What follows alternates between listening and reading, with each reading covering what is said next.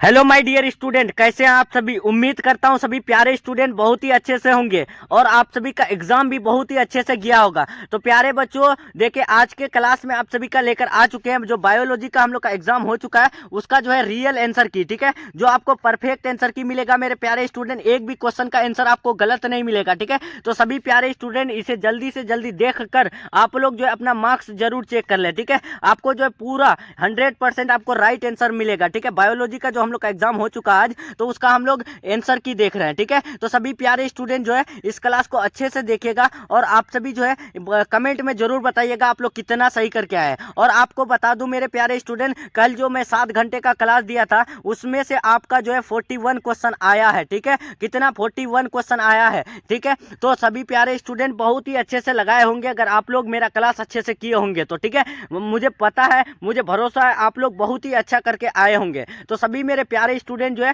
अच्छे से आप लोग जो है आंसर देखकर आप लोग एक बार कमेंट में जरूर बता दीजिएगा कि सर आपका जो है हर एक क्वेश्चन आया और मेरा जो है इतना सही हुआ, ठीक है। एक बार जरूर बताइएगा, ठीक है मेरे प्यारे स्टूडेंट। तो चलिए हम लोग जो है क्लास को शुरू करते हैं। देखिए आज के क्लास में आपका सेट ई का होगा, ठीक है। सेट ई का आंसर की देखेंगे तो अगर आप set A, set B, set C, set D से भी है तो कोई दिक्कत नहीं है, आप क्वेश्चन देख करके आप लोग जो आंसर अपना देख सकते हैं, ठीक है मेरे प्यारे स्टूडेंट। तो चलिए शुरू करते हैं। पहला क्वेश्चन आपके स्क्रीन में लाते हैं। देखिए ये आपका इंस्ट्रक्शन है, उम्मीद करता हूं आप लोग जो है सब इंस्ट्रक्शन देख करके तभी आप लोग यानी क्वेश्चन बनाए होंगे, ठीक है। तो देखिए पहला क्वेश्चन आपके स्क्रीन में है मेरे प्यारे स्टूडेंट। देखिए बहुत ही आसान क्वेश्चन पूछा गया, ठीक है। जो मैं आपको कल दिया था सेम इट इज वही क्वेश्चन आया था। देखिए ये क्वेश्चन आपको बताए थे कि संगर्भता कितने माह के बाद भ्रूण के पाद एवं अंगुलियां विकसित होती है। देखिए ये आपको समझा करके बताए थे कि जब प्रेगनेंसी होती है तो कितने महीने के बाद जो है भ्रूण के पाद एवं अंगुलियां जो है विकसित होती है, तो वो 3 माह के बाद है, ठीक है। ये आपको अच्छे से बताए थे। उम्मीद करता हूं आप लोग ये क्वेश्चन अच्छे से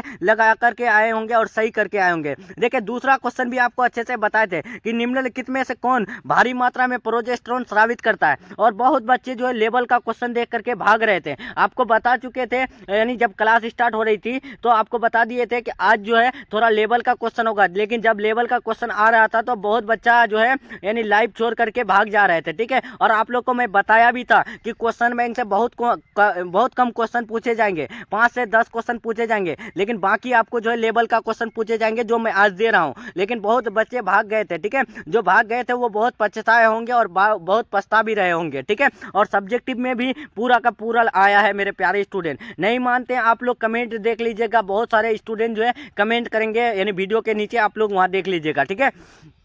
देखिए निम्नलिखित में से कौन भारी मात्रा में प्रोजेस्टेरोन स्रावित करता है, तो ये भी आपको अच्छे से बताए थे कि ग्राफियन फॉलिकल जो है वो भारी मात्रा में प्रोजेस्टेरोन स्रावित करता है। ये आपको अच्छे से बताए थे, याद होगा आपको, ठीक है। बहुत स्टूडेंट को पता है, वो 2-4 स्टूडेंट जो है मेरे साथ पूरा 7 घंटे थे, तो वो स्टूडेंट बहुत ही अच्छा किए होंगे, उम्मीद करते हैं। अभी तक वो स्टूडेंट जो है कमेंट नहीं किए लेकिन अभी करेंगे, ठीक है। तीसरा देखिए अंडोसर के पश्चात अंडाणु किस कोशिका समूह से घिरा रहता है, तो ये भी आपको बता चुके बहुत अच्छे से कि अंडाणु के पश्चात जो है अंडाणु जो घिरा रहता है तो वो कौन से कोशिका समूह से, तो आपको याद रखना है वो कोरोना रेडिएटा से, ठीक है। कोरोना रेडिएटा से घिरे रहते हैं। ये भी क्वेश्चन आपको कराए थे, ठीक है। ये देखिए ये भी आपको बहुत अच्छे से बताए थे कि निम्नलिखित में कौन कोशिका अगुणित है। अगुणित के बारे में, हेप्लॉइड के बारे में बताए थे कि जब प्राथमिक का बात आए यानी प्राथमिक यानी प्राइमरी का बात आए तो वो हो जाता है क्या, डिप्लॉइड। और जब भी द्वितीयक का बात करें तो द्वितीयक हो जाता है हेप्लॉइड, ठीक है। ये आपको अच्छे से बताए थे। उम्मीद करता हूँ सभी प्यारे स्टूडेंट बहुत ही अच्छे से लगा करके आए होंगे,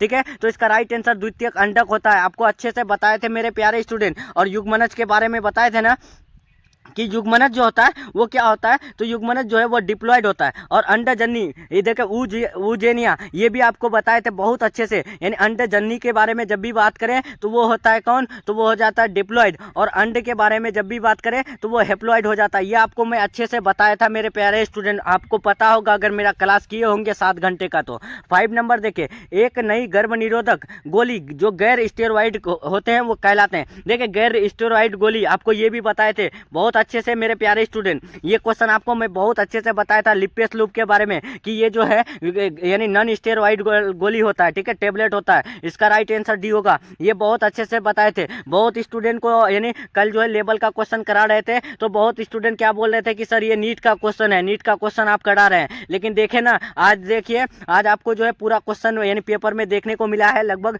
41 क्वेश्चन। मैं चेक किया हूँ, ठीक है। फिर 10 बजे मैं लाइव आकर के आपको प्रूफ दिखा दूंगा। 2001 की जनगणना के अनुसार भारत की जनसंख्या वृद्धि दर क्या है? देखिए ये भी बताए थे आपको। 2001 की जनसंख्या के अनुसार जो भारत की दर थी, तो वो जो है ना लगभग 1.98 थी, ठीक है। ये आपको लास्ट में बताए थे जब हम लोग यानी लेवल का क्वेश्चन यानी थोड़ा हार्ड लेवल का क्वेश्चन कर रहे थे ऐसा ही, तो 1.8 बताए थे। और उसमें जो है आपको बताए भी थे कि लगभग 2% में चले जाना है, ठीक है। राइट आंसर सी हो जाएगा। नेक्स्ट चलते हैं मेरे प्यारे स्टूडेंट 7 नंबर। देखिए निम्नलिखित में कौन अंतर्गर्भाशयी युक्ति हार्मोन मोचक है? देखिए IUCDS, ये इसके बारे में आपको बताए थे। IUCDS के बारे में ये नहीं बताए थे आपको कि यानी अंतर्गर्भाशयी युक्ति हार्मोन जो होता है वो कौन होता है, तो LNG-20 होता है। LNG-20 के बारे में आपको अच्छे से बताए हैं। 8 नंबर देखिए, निम्नलिखित में कौन सा कथन DNA की प्रतिकृति के बारे में यानी गलत है? DNA की प्रतिकृति के बारे में कौन गलत है? तो 8 का राइट आंसर क्या हो जाएगा, तो वो सी हो जाएगा। प्रकृति यानी प्रतिकृति में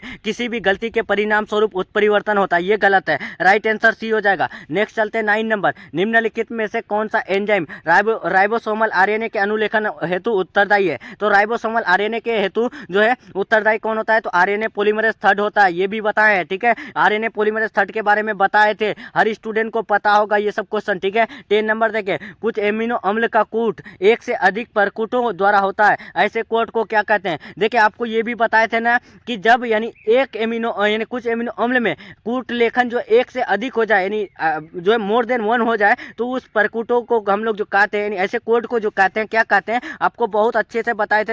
यानी डीजनरेट कहते हैं, यानी अपहरासित कहते हैं, ठीक है। ये आपको अच्छे से बताए थे मेरे प्यारे स्टूडेंट। नेक्स्ट चलते हैं, ऐसे ही हम लोग जो है फिजिक्स और केमिस्ट्री का भी बवाल मचाएंगे, तो सभी स्टूडेंट फिजिक्स केमिस्ट्री का भी जुड़े रहिएगा, ठीक है। लैकोपेरोन में वाई जीन की भूमिका क्या है? लैकोपेरोन में जो वाई जीन है उसकी भूमिका क्या होती है, तो वो बीटा गैलेक्टोसाइटेज का कूट लेखन करता है। नेक्स्ट चलते हैं 12 नंबर, पूरा जीवी परमाणु किसके अध्ययन पर आधारित है? देखिए ये भी आपको बताए थे, पेलेंटोलॉजिकल के बारे में बताए थे आपको। एक पेलेंटोलॉजिकल बताए थे और एजिंग के बारे में बताए थे, ठीक है। ये अच्छे से आपको बताए थे, आप स्टूडेंट को पता होगा। तो 12 का राइट आंसर सी हो जाएगा। जीवाश्म के अध्ययन को हम लोग क्या कहते हैं? पूरा जीवी कहते हैं, पेलेंटोलॉजिकल कहते हैं। ये हम बताए हैं मेरे प्यारे स्टूडेंट आपको। देखिए तुल्य रूप संरचनाएं क्या प्रदर्शित करता है? देखिए एनालोगस स्ट्रक्चर जो है वो क्या प्रदर्शित करता है? तुल्य रूप संरचनाएं, ये भी बताएं आपको। तो तुल्य रूप संरचनाएं जो है वो अभिसारी विकास प्रदर्शित करता है।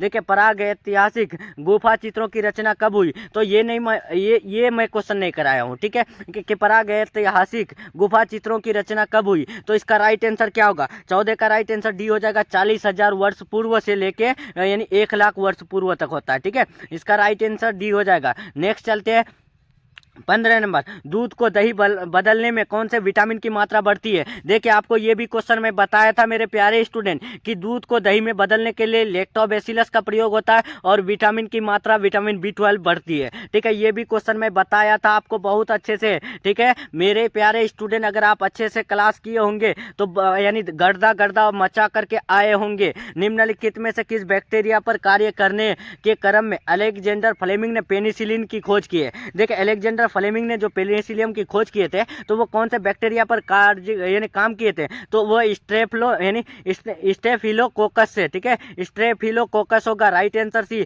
बहुत बच्चे स्ट्रेप्टोकोकस लगा करके आए होंगे, गलत है। इसका राइट आंसर सी होगा, ठीक है। नेक्स्ट चलते हैं 17 नंबर, निम्नलिखित में कौन कोलेस्ट्रॉल के संश्लेषण को रोकता है? देखिए कोलेस्ट्रॉल के संश्लेषण को रोकता है, ये भी आपको मैं बहुत अच्छे से बताया था कि स्टेटिन जो है वो कोलेस्ट्रॉल के संश्लेषण को रोकता है। नेक्स्ट चलते हैं 18 नंबर। 18 आपके स्क्रीन में देखिए क्या पूछा गया है। देखिए ये भी आपको मैं बताया था मेरे प्यारे स्टूडेंट कि प्रत्येक पादप कोशिका से अगर पूरा पौधा बन सकता है तो उसे हम लोग क्या कहते हैं? ये बताए थे आपको, प्रत्येक पादप कोशिका से संपूर्ण पौधा बनने की प्रक्रिया टोटीपोटेंसी कहलाता है। क्या कहलाता है? टोटीपोटेंसी, जिसको हम लोग क्या कहते हैं? पूर्ण सशक्तता कहते हैं, ठीक है। राइट आंसर सी होगा। देखिए आपको ये जो है इंग्लिश में बताए थे हम टोटीपोटेंसी। अगर आप लोग जो है थोड़ा सा भी इंग्लिश का ऑप्शन देखे होंगे तो आप लोग बहुत अच्छे से लगाए होंगे, ठीक है। टोटीपोटेंसी पोटेंसी कहते हैं उसे, ठीक है। आप लोग बहुत अच्छे से आंसर लगाए होंगे, गर्दा गर्दा मचा दिए होंगे, ठीक है मेरे प्यारे स्टूडेंट। कमेंट में बताइएगा कितना जो है सही करके आए। देखिए हिसरडेल के बारे में भी आपको बहुत अच्छे से बताए थे, जब भैंस के बारे में बता रहे थे कि भैंस जो है मुर्रा नाम होता है, तो जब उसी टाइम हम हिसरडेल के बारे में बताए थे कि भेड़ होता है, ठीक है। हिसरडेल का नाम भेड़ होता है, ये क्वेश्चन पूछे जा सकते हैं। आई होप आप सभी जो है अच्छे से लगा करके आए होंगे। नेक्स्ट चलते हैं, निम्नलिखित में किस तकनीक के प्रयोग से पीला मोजेक वायरस, देखिए येलो मोजेक वायरस के बारे में आपको बता चुके हैं, मूंग दाल प्राप्त करता है, तो वो किसके कारण, तो वो म्यूटेशन ब्रीडिंग के कारण, ठीक है। राइट आंसर ए होगा। जो भी मेरे प्यारे स्टूडेंट मेरे द्वारा क्लास किए हैं वो जो है गर्दा गर्दा मचा दिए होंगे। देखिए डीएनए के खंडों का गमन एनोड की तरफ इलेक्ट्रोफोरेसिस में होने का कारण है, डीएनए खंडों का। देखिए आपको इलेक्ट्रोफोरेसिस के बारे में पढ़ के जाने बोले थे, आपको मैं पहले ही बोल दिया था कि एग्जाम से पहले इलेक्ट्रोफोरेसिस के बारे में आप लोग पढ़ के जाइएगा, ठीक है। आई होप आप सभी अच्छा लगाए होंगे, यानी धनावेशित होना, ठीक है, पॉजिटिवली चार्ज होना। नेक्स्ट चलते हैं 22 नंबर, निम्नलिखित में कौन पौधे में कायिक यानी प्रसार के लिए उत्तरदायी नहीं है। देखिए कायिक प्रसार के लिए, कायिक प्रसार में आपको नहीं बताए थे कि भूअस्तारिका, परकंद, सल्ककंद ये सब क्या आता है, तो ये सब जो है यानी भूअस्तारिका में आता है। और जिम्यूल्स जो है वो स्पंज में बनता है, जो कि क्या करता है, तो वो अलैंगिक प्रजनन करता है, ठीक है। ये आपको मैं बताया था मेरे प्यारे स्टूडेंट, आप लोग याद रखे होंगे और लगा करके आए होंगे, ठीक है। नेक्स्ट चलते हैं 23 नंबर, निम्नलिखित में कौन कथन गलत है, इनमें से कौन सा कथन गलत है, तो मार्केंसिया के मादा थाइलस के यानी एंथ्रेडियोफोर पर यानी एंथ्रेडिया रहते हैं, ये गलत है। राइट आंसर ए हो जाएगा। नेक्स्ट चलते हैं 24 नंबर, 24 आपके स्क्रीन में देखिए क्या पूछा गया है। 24 क्या पूछा गया है, निम्नलिखित में से किस पौधे को बंगाल का आतंक कहा जाता है। देखिए टेरर ऑफ बंगाल बताए थे आपको बहुत अच्छे से ये क्वेश्चन, जब मैं ये बताया था कि ठहरे हुए पानी में उगकर ऑक्सीजन कौन खींच लेता है, तो वो जलकुंभी। और साथ में बताए थे आपको कि टेरर ऑफ बंगाल के नाम से कौन जाने जाते हैं, तो वो जलकुंभी जाने जाते हैं। ये सब क्वेश्चन में यानी बहुत अच्छे से बताए थे। देखिए लघु बीजाणुधानी का आंतरिक यानी हिस्सा नहीं है, लघु बीजाणुधानी का हिस्सा कौन नहीं है, ये भी आपको मैं बताया था कि एंडोथेसियम, एपिडर्मिस, टेपिटम, ये सब क्या होता है, तो एंडोथेसियम का हिस्सा होता है। तो राइट आंसर क्या होगा, इसका राइट आंसर हो जाएगा मैक्रोपाइल, ठीक है। नेक्स्ट चलते हैं 26 नंबर, 26 आपके स्क्रीन में, आवृत बीजी पौधों में निम्नलिखित में से किस कोशिका के विभाजन के पश्चात दो नरयुग्मक बनते हैं, तो दो नरयुग्मक किस में बनते हैं, तो वो लघु बीजाणु मात्र कोशिका में, एमएमसी में आपको बताए थे, ठीक है। राइट आंसर सी हो जाएगा। नेक्स्ट चलते हैं 27, निम्नलिखित में कौन अंड समुच्च से नहीं जुड़ा है, तो अंड समुच्च में जो है प्रतिवयसांत कोशिका नहीं जुड़ा रहता है, ठीक है। राइट आंसर सी हो जाएगा। 28 ये सब क्वेश्चन मैं करा चुका हूँ। देखिए यानी स्कूटेलम को क्या कहते हैं, तो देखिए घास के बीज में जो स्कूटेलम होता है उसे हम लोग क्या कहते हैं, तो वो उसे हम लोग ना बीज पत्र कहते हैं, कोटिलेडन कहते हैं, ये भी बताएं आपको। अल्फा 1 एंटीट्रिप्सिन की उपयोगिता है, ये भी आपको बताए हैं। अल्फा 1 एंटीट्रिप्सिन की उपयोगिता जो है अस्थमा के उपचार में होता है। नेक्स्ट चलते हैं 30 नंबर, देखिए निम्नलिखित में से किस विधि द्वारा न्यूक्लिक अम्ल का परिवर्धन होता है। न्यूक्लिक अम्ल का परिवर्धन देखिए यहाँ पर देखिए यानी यहाँ पर है ना amplification of nucleic acid. Amplification आपको नहीं बताए थे कि डीएनए में एम्प्लीफिकेशन करता है, डीएनए में परिवर्धीकरण करता है या फिर परिवर्धन करता है, तो वो है पीसीआर, पॉलीमरेज चेन रिएक्शन। आपको ये क्वेश्चन मैं रात में ही बताया था मेरे प्यारे स्टूडेंट, और मुस्कान में भी बताई थी ये क्वेश्चन। और देखिए बैसिलस थुरिनजेंसिस के द्वारा संश्लेषित कीटनाशक प्रोटीन सक्रिय हो जाता है, तो वो कौन से पीएच पर, तो वो क्षारीय पीएच पर, एल्केलाइन पीएच पर। नेक्स्ट चलते हैं 32, तंबाकू के पौधे में सूत्रकृमि के संक्रमण को रोकने हेतु आरएनए व्यक्तीकरण का प्रयोग किया जाता है, जिसमें सूत्रकृमि विशिष्ट जनों को किस समूह द्वारा डाला जाता है, तो उसे हम लोग किसके द्वारा डालते हैं, तो ये भी आपको हर स्टूडेंट को पता होगा, उसे जो डालते हैं किस में, तो इसका राइट आंसर एग्रोबैक्टीरियम ट्यूमिफेसियंस हो जाएगा, ठीक है। राइट आंसर डी हो जाएगा। नेक्स्ट चलते हैं 33, बासमती चावल की कितनी किस्में भारत में उगाई जाती है। 27 आपको अच्छे से बताएं ये क्वेश्चन, बासमती चावल की कितनी किस्में उगाई जाती है, 27। और ये भी देखिए निम्नलिखित में कौन संगठन जीएम अनुसंधान संबंधी कार्यों की वैधानिकता एवं जीवों के सन्निवेश की सुरक्षा पर निर्णय लेती है, ये भी मैं आपको अच्छे से बताया हूँ मेरे प्यारे स्टूडेंट। GCA यानी AC, ठीक है। Right answer option number C हो जाएगा। नेक्स्ट चलते हैं 35 नंबर।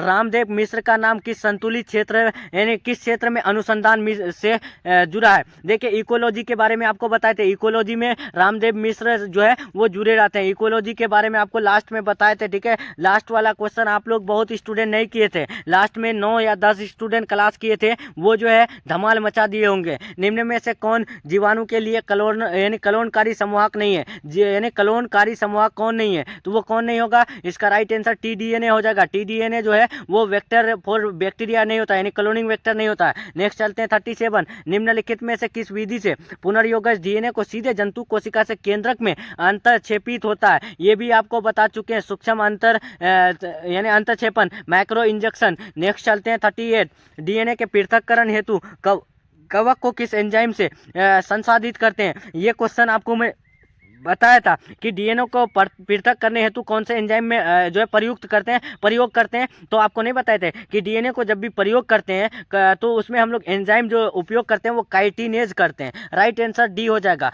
उम्मीद करते हैं आप लोग गर्दा मचा करके आए होंगे। 39 देखिए, निम्नलिखित में कौन PBR 322 नहीं है। तो PBR 322 रेस्ट्रिक्शन एंजाइम RE के बारे में बताए थे, वो जो है PBR 322 नहीं होता है। प्रतिबंधन स्थल रेस्ट्रिक्शन साइट बताए थे आपको मेरे प्यारे स्टूडेंट, आप लोग अगर किए होंगे तो धमाल मचा दिए होंगे। ऐसे ही आपको जो है यानी बायोलॉजी का मिलने वाला है और सब्जेक्टिव भी पूरा का पूरा लड़ा है। यदि बाहरी जीन का निवेशन टेट्रासाइक्लिन प्रतिरोधी जीन में कर दिया जाए तो पुनर्योगज प्लाज्मिड का क्या होगा। तो पुनर्योगज प्लाज्मिड का जो होगा वो क्या होगा, तो आपको याद रखना टेट्रासाइक्लिन प्रतिरोध समाप्त हो जाएगा। नेक्स्ट चलते हैं 41। निम्नलिखित में से किस जीवाणु से जो है ताप अस्थायी DNA पॉलीमरेज प्राप्त किया जाता है। तो ताप अस्थायी में आपको बताए थे कि थर्मोस्टेबल जो प्राप्त किया जाता है वो थर्मस एक्वेटिक्स में, ठीक है। राइट आंसर बी हो जाएगा। ये अच्छे से बताए थे कि T4 यानी T4 थर्मोस्टेबल और T4 थर्मस एक्वेटिक्स, ठीक है। ये आपको अच्छे से बताए थे मेरे प्यारे स्टूडेंट। और निम्नलिखित में देखिए, निम्नलिखित में कौन जीवाणु कीटनाशक प्रोटीन संश्लेषित है। कीटनाशक पर बताए थे बेसिलस थुरिंजेसिस, ठीक है, ये भी आपको बताए थे। देखिए 43 HIV कौन से कोशिका पर आक्रमण करता है, बहुत अच्छे से बताए थे। T सहायक कोशिका, T हेल्पर सेल बताए थे ना। ये क्वेश्चन आप लोग गर्दा मचा करके आए होंगे। देखिए जल विलेय अकार्बनिक पोषक पदार्थों का मृदा के पोषक तत्वों में प्रवेश क्या कहलाता है। तो ये भी आप लोग अच्छा से लगा करके आए होंगे। इसका राइट आंसर क्या होगा, निक्षालन लीचिंग कहलाता है। नेक्स्ट चलते हैं रोबोट में जो है, रोबोट के अनुसार वैश्विक जातीय विविधता कितनी होती है। देखिए रोबोट के अनुसार, ये भी मैं बताया था आपको मेरे प्यारे स्टूडेंट, रोबोट के अनुसार। तो 45 का राइट आंसर क्या हो जाएगा, 1.5 मिलियन। नेक्स्ट चलते हैं भारत की जैव विविधता। देखिए भारत की जैव विविधता विश्व की कुल जैव विविधता का कितना प्रतिशत है, ये भी मैं आपको अच्छे से बताया हूँ, 8.1%, 8.1%। नेक्स्ट चलते हैं विक्टोरिया झील की सिचिलिड मछलियों के 200 से यानी अधिक जातियों के विलोपन का कारण क्या है। तो विलोपन का कारण क्या है, तो वो है विदेशी जातियों पर आक्रमण। नेक्स्ट चलते हैं 48। निम्नलिखित में कौन विश्वव्यापी उष्णता का कारण नहीं है। तो यानी देखिए विश्वव्यापी उष्णता का कारण नहीं है, ये भी मैं आपको बताया हूँ मेरे प्यारे स्टूडेंट। इसका राइट आंसर क्या होगा, तो वो हो जाएगा, इसका राइट आंसर क्या हो जाएगा, तो इसका राइट आंसर हो जाएगा पॉपुलेशन एक्सप्लोशन, ठीक है। राइट आंसर बी यानी सी हो जाएगा ना, यानी पॉपुलेशन एक्सप्लोशन हो जाएगा, जनसंख्या विस्फोट। वही जो है किससे होता है, ग्लोबल वार्मिंग से संबंधित नहीं है, ठीक है, नहीं है। इसका राइट आंसर 48 का जो हो जाएगा वो ऑप्शन नंबर सी हो जाएगा। नेक्स्ट चलते हैं हम लोग 49 नंबर। निम्नलिखित में कौन सा कथन जैव खेती के बारे में गलत है। इनमें से कौन सा कथन जो है जैव खेती के बारे में गलत है। 49 का आंसर बताएंगे, बहुत बढ़िया। 49 का जो है देखिए शून्य अपशिष्ट उत्पन्न होता है, ये सब क्वेश्चन मैं कराया हूँ। तापक्रम के बारे में निम्नलिखित में कौन गलत है। देखिए असत्य और सत्य वाला क्वेश्चन जब दे रहे थे तो बहुत बच्चे क्या बोल रहे थे कि सर सत्य और असत्य वाला क्वेश्चन जो है नीट में पूछा जाता है, ये सब क्वेश्चन नहीं आएगा। लेकिन देखिए आपके सामने ये क्वेश्चन पूछा गया है, तापक्रम विषुवत रेखा से ध्रुवीय क्षेत्र की तरफ घटता है, ये गलत है। देखिए ट्रेट के बारे में आपको बताए थे कि ट्रेट को विकसित करने का कार्य प्राकृतिक वर्ण द्वारा किस स्तर पर किया जाता है, तो वो समष्टि स्तर पर, पॉपुलेशन लेवल पर। ये भी अच्छे से बताया आपको। मानव समष्टि के आयु पिरामिड में जनन पूर्व,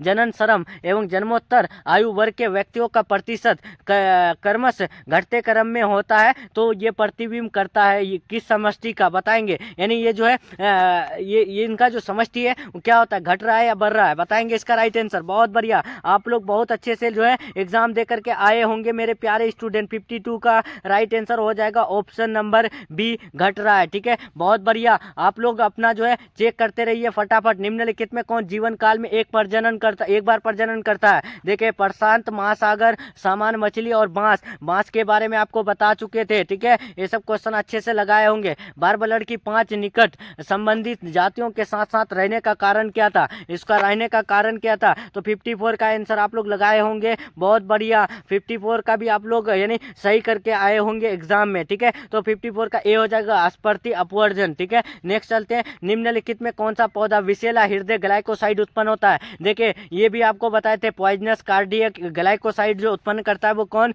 तो ये इसका राइट आंसर, आई होप आप सभी अच्छा यानी सही करके आए होंगे, यानी कैलोट्रोपिस। ठीक है, नेक्स्ट चलते हैं 56। निम्नलिखित में कौन अपघटक है? अपघटक में बता चुके हैं आपको बार बार, फंजाई एंड बैक्टीरिया जो है यानी कवक और जीवाणु जो है वो क्या होते हैं? तो वो अपघटक होते हैं, डिकम्पोजर होते हैं। ये सब क्वेश्चन मैं आपको बताया था मेरे प्यारे स्टूडेंट। और ये भी बताया था, ये गुलाबी फूल वाले जो है यानी F1 पीढ़ी में से ये किसका उदाहरण है? ये उदाहरण आपको मैं बताया चुका था। तो इसका राइट आंसर क्या होगा? इसका राइट आंसर हो जाएगा 57 का option number C, incomplete dominance. ठीक है, नेक्स्ट चलते हैं। निम्नलिखित में कौन कथन गलत है? ये भी आपको बता चुके हैं। 58 का राइट आंसर डी हो जाएगा, अलील का आपस में सम्मिश्रण होता है, ये गलत है। नेक्स्ट चलते हैं 59, स्वतंत्र अपीवन के नियम का यानी कोशिकीय आधार होता है। तो ये भी मैं बता चुका हूँ कि मेटाफेज आई में क्रोमोसोम युग्म एक दूसरे से स्वतंत्र रूप से यानी पंक्तिबद्ध होते हैं। देखिए, आपको सत्य और असत्य से 4 क्वेश्चन पूछ दिया है। ठीक है, 3 क्वेश्चन सॉरी, तो देख सकते हैं कितना आपके लिए सत्य और असत्य क्वेश्चन सही था। ठीक है,